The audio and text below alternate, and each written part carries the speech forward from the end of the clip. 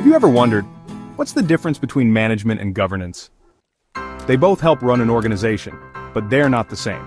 Let's break it down in simple words. First, let's talk about management. Management means handling the day-to-day work. It's about planning what needs to be done, organizing people and resources, leading the team, and making sure everything runs smoothly. In short, management is about getting things done.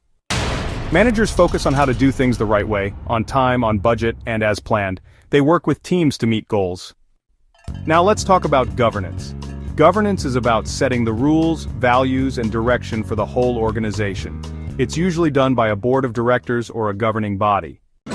Governance makes sure the organization follows the law, works ethically, uses money properly, and stays true to its mission. Governance is about doing the right things, even before doing things right. Here's a simple way to remember. Management equals run the business. Governance equals guide the business. Management is about actions. Governance is about direction and responsibility. Think of a school.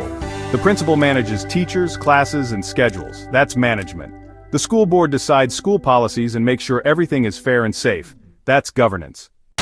Both management and governance are important. When they work together, an organization runs well, stays strong, and does the right thing.